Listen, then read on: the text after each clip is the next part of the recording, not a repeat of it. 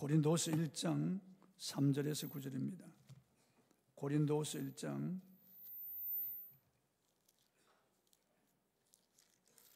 3절에서 9절 286쪽에 있습니다. 고린도후서 1장 3절에서 9절 말씀입니다. 제가 봉독하겠습니다. 찬송하리로다. 그는 우리 주 예수 그리스도의 하나님이시요 자비의 아버지시요 모든 위로의 하나님이시며 우리의 모든 환난 중에서 우리를 위로하사 우리로 하여금 하나님께 받는 위로로서 모든 환난 중에 있는 자들을 능히 위로하게 하시는 이시로다. 그리스도의 고난이 우리에게 넘친 것 같이 우리가 받는 위로도 그리스도로 말미암아 넘치는도다. 우리가 환난 당하는 것도 너희가 위로와 구원을 받게 하려는 것이요 우리가 위로를 받는 것도 너희가 위로를 받게 하려는 것이니 이 위로가 너희 속에 역사하여 우리가 받는 것 같은 고난을 너희도 견디게 하느니라. 너희를 위한 우리의 소망이 견고함은 너희가 고난에 참여하는 자가 된 것 같이 위로에도 그러할 줄을 알미라. 형제들아, 우리가 아사에서 당한 환난을 너희가 모르기를 원하지 아니하노니 힘에 겹도록 심한 고난을 당하여 살 소망까지 끊어지고 우리는 우리 자신이 사형선고를 받은 줄 알았으니 이는 우리로 자기를 의지하지 말고 오직 죽은 자를 다시 살리시는 하나님만 의지하게 하심이니. 아멘. 모든 위로의 하나님, 이런 주제로 오늘 말씀을 통해서 은혜를 나누겠습니다. 우리 인간은 큰 소리 쳐도 참 약한 존재입니다. 우리는 더위에도 약하고 추위에도 약하고 불에도 약하고 물에도 약하고요. 눈에 보이지 않는 세균만 들어와도 콜록거리고 쓰러집니다. 코로나 때 많은 사람이 또 죽었습니다. 또 백신 맞고 죽은 사람도 있습니다. 백신은 방어하는 것인데 그걸 맞고 죽은 사람들도 많아요. 얼마나 약한 인생입니까? 말 한마디 들어도 그냥 속이 상해서 낙심하게 되고 전화 한 통화에도 그냥 우울하고. 오늘 우리가 살아가는 이 땅에는 고난이 많습니다. 바다의 파도가 계속해서 앞에 파도를 밀고 오는 것처럼 끊임없이 풍랑이 있는 것처럼 이 세상에는 고난이 끊임없이 다가오는 것이죠. 뜻하지 않게 암이라고 하는 선고를 받으면 가슴이 철렁 내려앉습니다. 가족 중에 한 사람이 아프면 온 가족이 그게 같이 근심하게 되죠. 원하지 않는 이런 환난이 다가오게 되는 겁니다. 갑작스럽게 실직할 수 있고 또 사업의 부진으로 참 안타깝고 막막할 때가 있습니다. 사고를 당해서 큰 그런 고통을 당할 때가 있고 가족의 이별로 슬픔에 젖을 때도 있습니다. 믿었던 사람에게 배신당하여 땅을 칠 때가 있고요. 이 세상 사람들은 슬픔, 아픔, 고통, 괴로움 이런 거 당하지 않는 사람이 별로 없습니다. 살아가면서 우리는 이런 많은 고난을 겪기도 하고 어려움을 겪기도 하고 또 인간관계 속에서도 크게 아픔을 겪기도 합니다. 우리가 이렇게 아픔을 겪고 고통을 당할 때 참 사람의 위로가 필요합니다. 위로가 필요해요. 그런데 사람의 위로는 한계가 있습니다. 사람의 위로의 손길이 미치지 못하는 그런 큰 그런 환난, 그런 고통도 있습니다. 별로 위로가 되지 않을 때가 있습니다. 그럴 때 위에 계신 우리 하나님이 우리에게 위로를 주시면 됩니다. 하나님의 위로를 받으면 돼요. 하나님의 위로는 한없는 그런 위로가 되고 은혜가 되는 거예요. 오늘 본문에 모든 위로의 하나님이라고 그랬어요. 모든 위로의 하나님이세요. 하나님의 위로가 임하면요, 시들었던 꽃도 피어나고요. 하나님의 위로가 임하면 땅에 있던 풀들도 다시 살아나는 거예요. 우리 인간은요, 갈대 같아요. 갈대는 곧 바람에 흔들리고 아주 연약하잖아요. 그런데 성경은 우리를 상한 갈대라고 말씀하고 있는 겁니다. 벌레 먹었든지 아니면 바람에 꺾였든지 상한 갈대라는 거죠. 우리 인생이. 그리고 우리는 풀 같은 인생이고 그 누리는 영화도 풀의 꽃과 같아서 풀은 마르고 꽃은 시들어 떨어진다는 거예요. 우리 인생은 참으로 연약한 인생이에요. 그런데 그런 연약한 인생일지라도요, 위로부터 부어주시는 하나님의 위로가 임하면 우리는 힘을 얻고 다시 일어설 수가 있습니다. 우리 승리할 수가 있는 거죠. 하나님의 위로가 필요한 것입니다.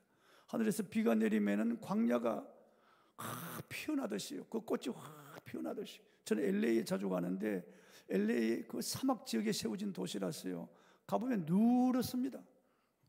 풀이 전부 다 누렇게 꼭 죽은 것 같아요. 그런데 비가 한번 오고 나면은 LA가 파랗게 변하는 거예요.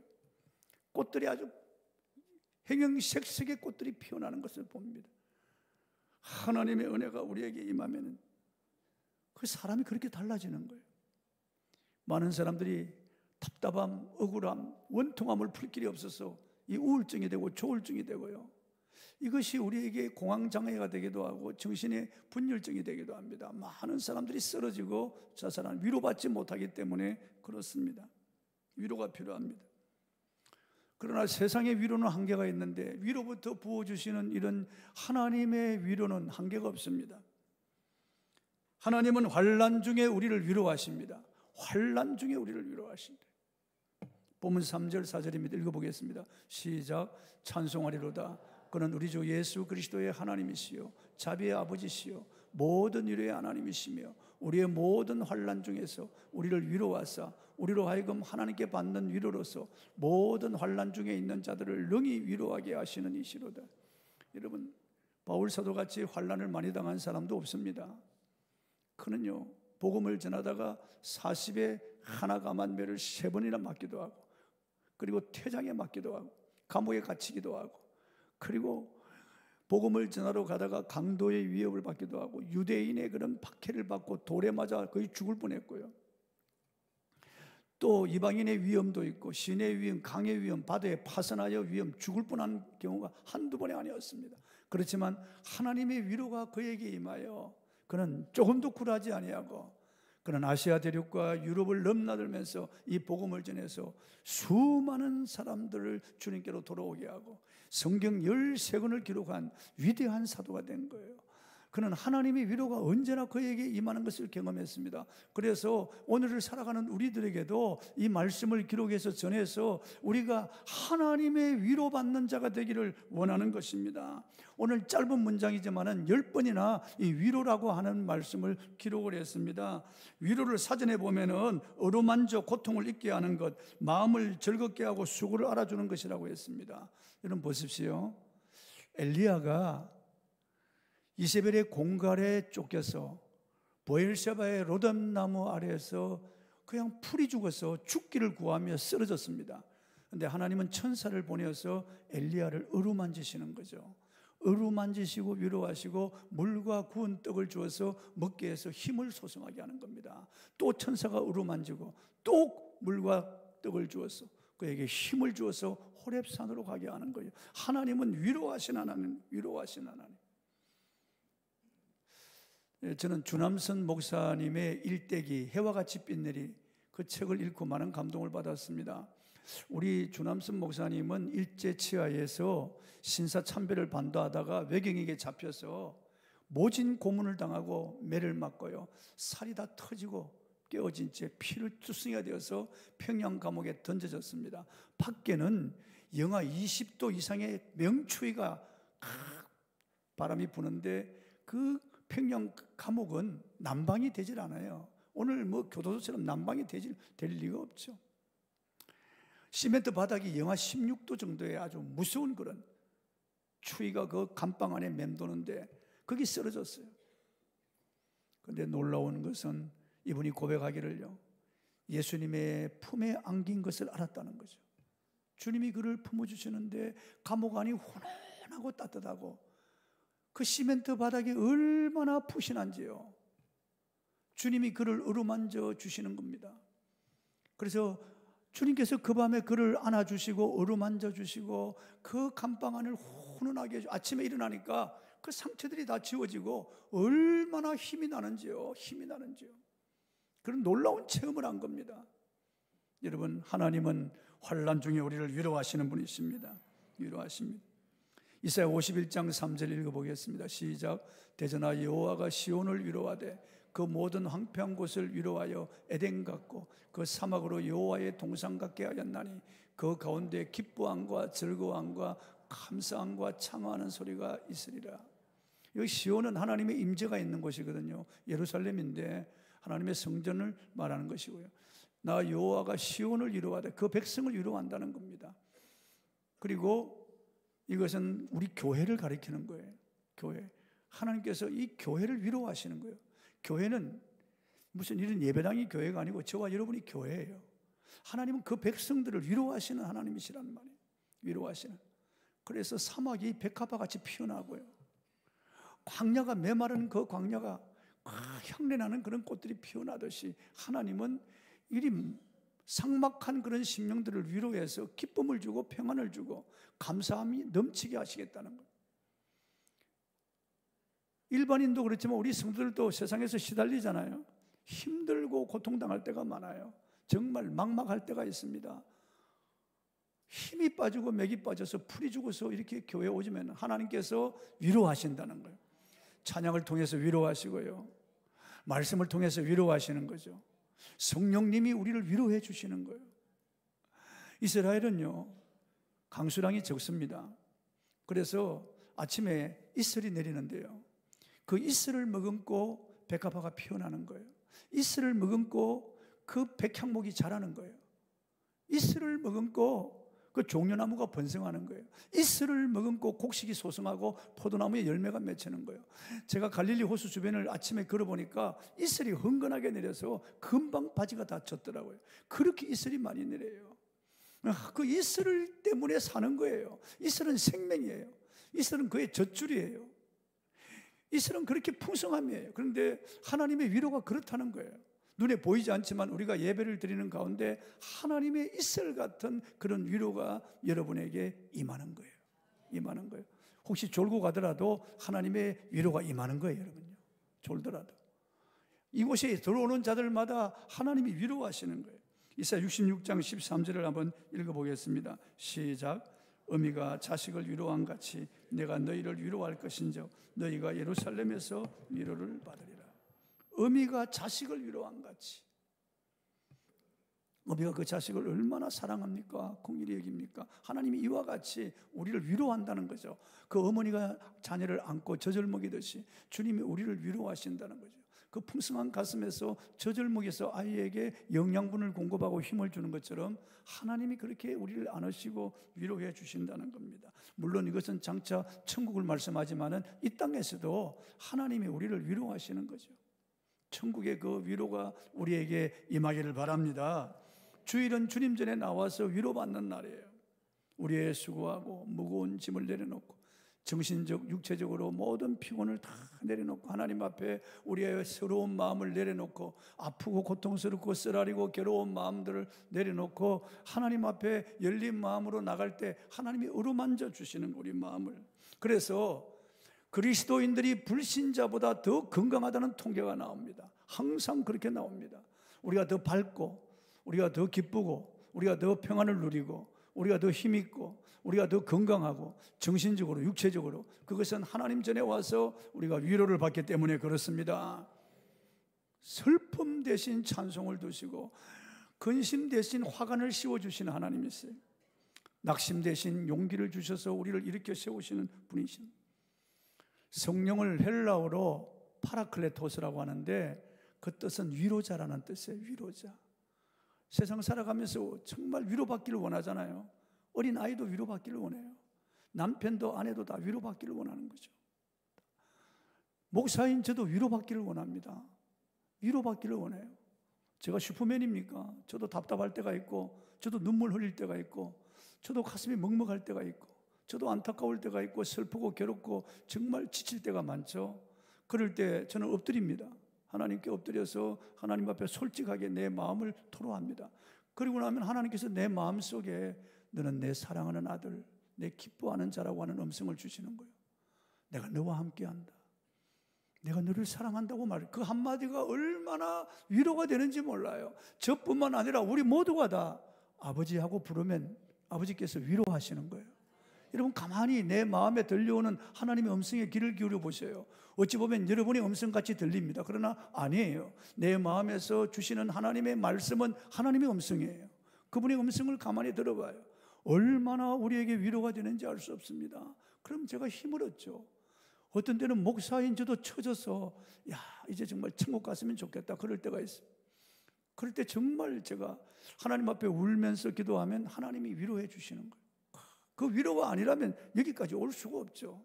주님의 위로가 있는 겁니다. 누구에게나. 두 번째, 주 예수는 우리의 진정한 위로자입니다. 진정한 위로자입니다. 주님은 우리에게 힘을 주시는 분이에요. 마태복음 11장 28절 29절 수고하고 무거운 짐진 자들아 다 내게로 오라. 내가 너희를 쉬게 하리라. 쉬게 하리라.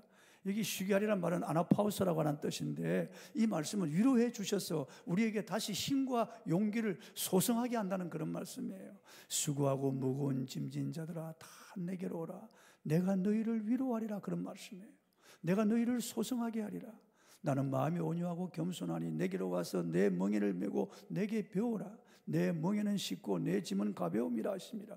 주님 앞에 나오면은 누구든지 주님의 멍에 속으로 들어가서 주님을 배우게 되고 주님의 위로를 받게 되는 겁니다. 누구든지. 주님은 이 땅에 오셔서 우리의 모든 슬픔, 아픔, 고통, 괴로움 모든 이 땅에서 우리가 겪을 수 있는 환난을 주님이 다 겪으신 분이라고 성경은 말씀하고 있습니다. 히브리서 4장 15절입니다. 읽어보겠습니다. 시작. 우리에게 있는 대제사장은 우리의 연약함을 동정하지 못하시리가 아니에요. 우리의 연약함을 동정하시는 분이라는 말이에요. 우리의 연약함을 불쌍히 여기신다는 겁니다. 우리의 대제사장은 우리의 연약한 것을 아시고 우리에게 동정하시는 분이라면, 동정하시는 분이라면 주님 같은 분이 어디 있겠습니까, 여러분? 이 땅에 와서 우리가 겪는 이 모든 환난, 고통, 괴로움을 다 겪어보신 분이, 다 겪어보신 분. 그러므로 환난 당하는 자들을 능히 도울 수 있는 분입니다. 히브리서 4장 16절입니다. 읽어보겠습니다. 시작. 그러므로 우리는 긍휼하심을 받고 때를 따라 돕는 은혜를 얻기 위하여 은혜의 보좌 앞에 담대히 나아갈 것이니라. 그분이 우리를 긍휼히 여기시는 그 긍휼함을 저와 여러분이 받아야 돼요. 그 긍휼함을 주님 앞에 엎드릴 때마다 긍휼하심을 받아야 돼요. 주님이 우리를 긍휼히 여기시거든요. 어미가 자식을 불쌍히 여기는 보다 더 우리를 긍휼히 여기신다. 때를 따라 돕는 은혜가 있거든요. 실직했을 때 또 도와주는 은혜가 있고, 사업이 파산했을 때 도와주는 은혜가 있습니다. 배신당했을 때 도와주는 은혜가 있습니다. 억울할 때 도와주는 은혜가 있어요. 병들었을 때 도와주시는 은혜가 있습니다. 그래서 때를 따라 돕는 은혜라고 말씀하는, 때를 따라 돕는 은혜를 얻기 위하여 은혜의 보좌 앞에 담대히 나아갈 것이니라. 은혜의 보좌입니다. 언제나 우리를 환영하는 은혜의 보좌예요. 그 앞에 나가서 우리가 엎드리면은 우리를 위로하시는, 우리를 소성시키는 그런 은혜의 보좌 앞으로 나가야 되는 겁니다. 은혜의 보좌 앞으로. 여러분, 막막할 때가 있죠. 힘들 때가 있죠. 인생을 포기하고 싶을 때가 있죠. 이제는 갔으면 좋겠다. 그래도 주님 은혜의 보좌 앞으로 나가십시오. 주님께서 우리를 위로하십니다. 새로운 용기와 힘을 주시는 거예요. 시편 42편 기자는 기가 막힐 일을 당했습니다. 나라가 망하고 포로로 바벨론에 끌려갔습니다. 그래서 그가 고백하기를 내 눈물이 주야로 내 음식이 되었다고 고백했습니다. 그들이 조롱하기를 너 하나님이 어디 있느냐 조롱하는 거예요. 야, 너가 천지를 창조한 하나님이라고? 야, 그 하나님이 어디 있느냐? 너를 도우시는 하나님이라고? 야, 그런 하나님이라면 너를 왜 포로로 이렇게 잡혀오게 해서 이렇게 노예 생활하게 만들어? 그 비난이 너무나 가슴을 파고 들어오는 거예요. 그래서 그가 이렇게 고백하면 시편 42편 5절에 내 영혼아 내가 어찌하여 낭망하며 어찌하여 내 속에서 불안하여 하는고 너는 하나님을 바라라. 그 얼굴의 도우심을 인하여 내가 오히려 찬송하리로다.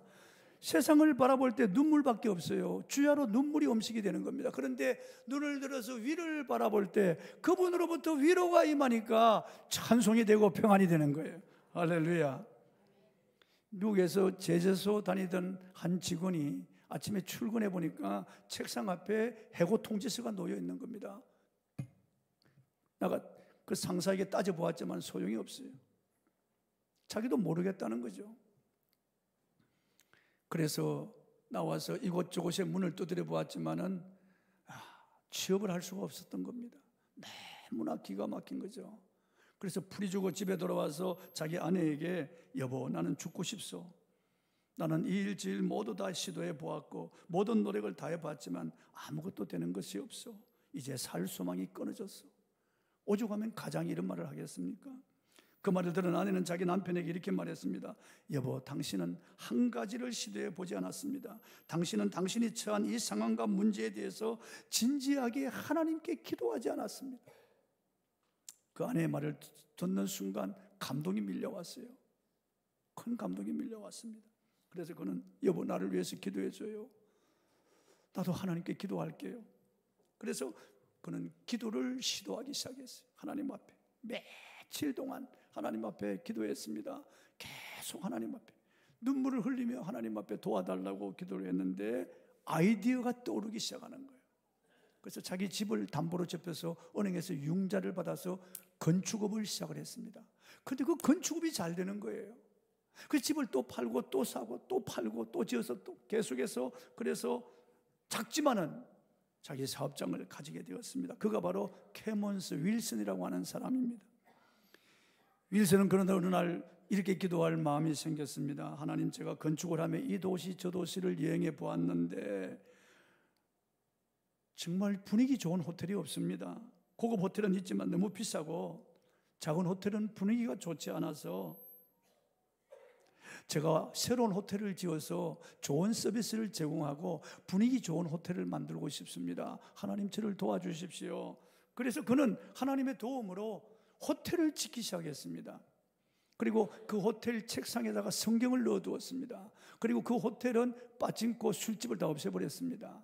그게 계속해서 호텔이 번성하기 시작하면서 4,000여 개의 호텔 체인망을 가지게 되는 전 세계 홀리데이인 호텔입니다. 홀리데이인 호텔.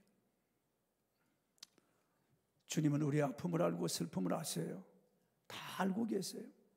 주님, 우리가 그 아픔과 슬픔, 괴로움을 가지고 주님 앞에 나오기를 기다리고 계신 거예요.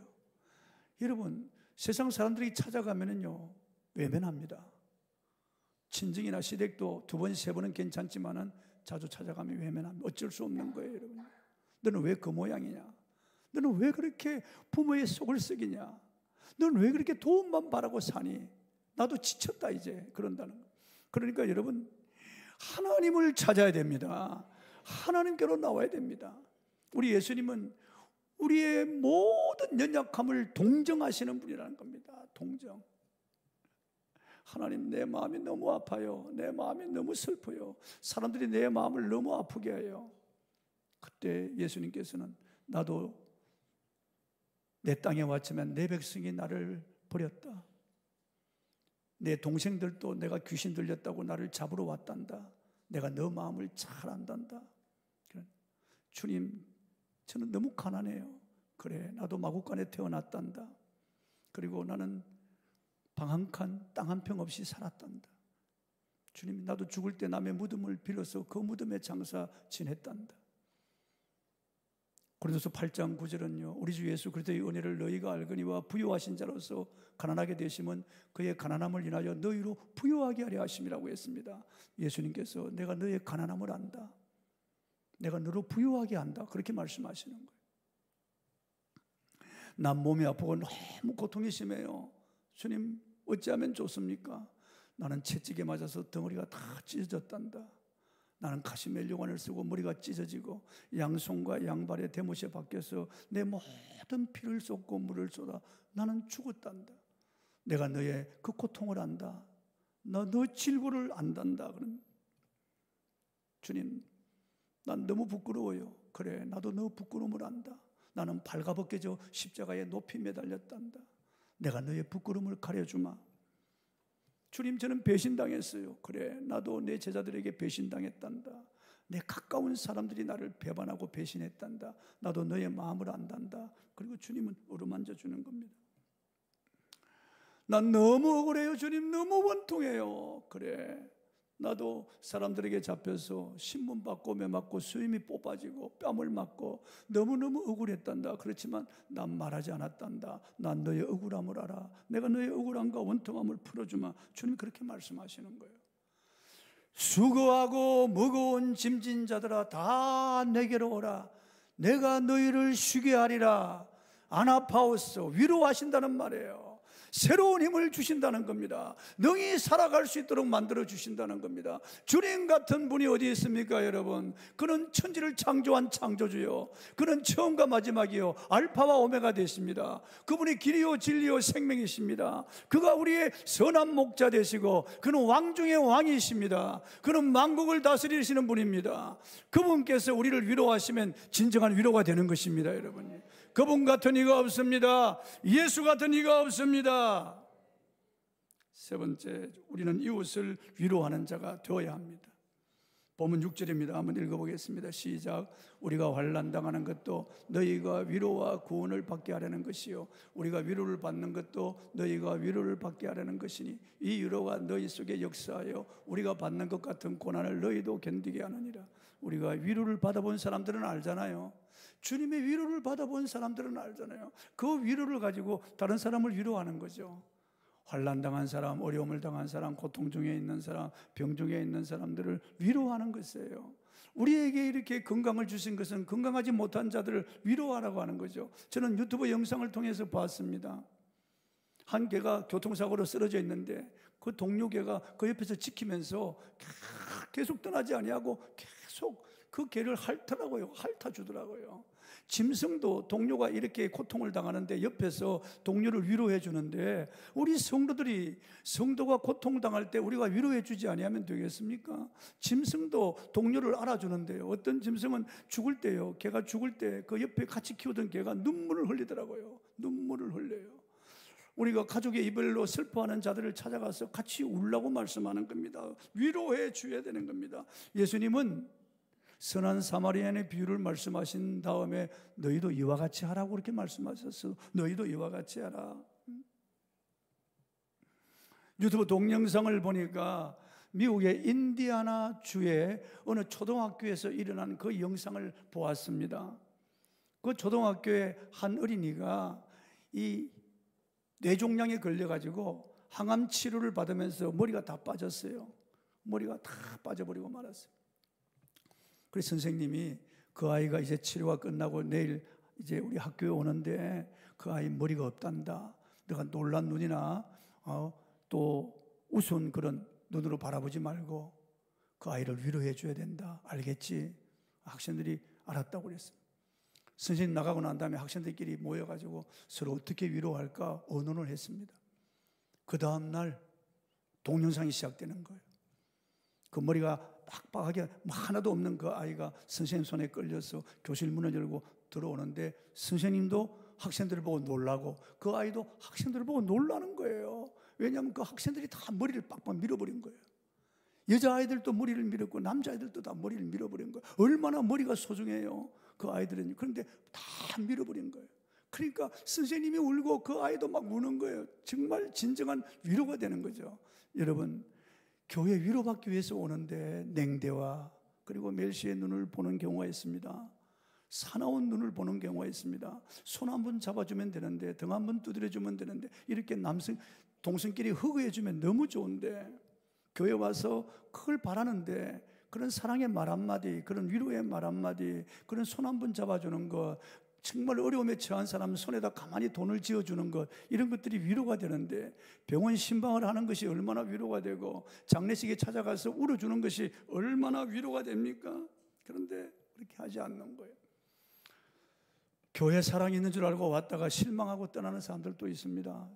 교회 위로받기 위해서 왔다가 위로받지 못하고 큰 상처 안고 돌아가는 사람들이 있습니다. 로마서 15장 15절에 우는 자들과 함께 울라고 했습니다. 로마서 15장 1절에 우리 강한 자가 마땅히 연약한 자의 약점을 담당하고 자기를 기쁘게 하지 아니할 것이라고 했습니다.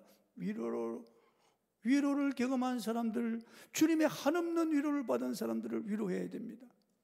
누가복음 6장 38절 잘 아는 말씀이죠. 주라 그리하면 도로 줄 것이니 곧 후이되어 누르고 흔들어 넘치도록 채워서 너에게 안겨주리라. 우리가 위로하면 하나님의 위로가 나에게 임하는 것이에요. 내가 위로를 주면 하나님의 위로가 내게 임하는 것이에요. 내가 사랑을 주면 하나님의 사랑이 더 내게 부음바 되는 것이에요. 윤한기 씨는 가수였다가 목사가 되었는데요, 그 윤한기 씨가 작사 작곡하고 윤복희 권사가 부른 노래가 있습니다. 여러분이라고 하는 노래예요. 거기 보면은 너가 만약 괴로울 때면 내가 위로해 줄게. 그런 가사가 처음에 나옵니다.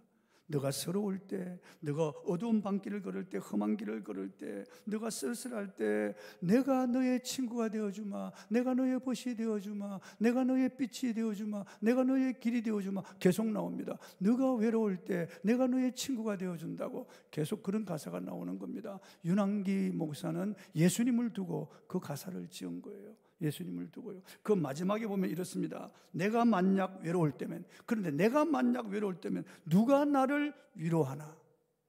그때 바로 여러분 하고 끝나는 거예요. 바로 여러분 하고 끝나는 거예요. 그렇습니다, 여러분. 우리가 외로울 때 누가 나를 위로합니까? 물론 하나님 위로하죠. 그러나 교회에서는 하나님이 저와 여러분의 손을 빌어서 위로하기를 원하는 거예요. 성도가 서로 위로해 주기를 원하는 겁니다. 위로받기를 원하죠, 누구나. 그런데 위로하면 하나님의 위로가 내게 부음받습니다.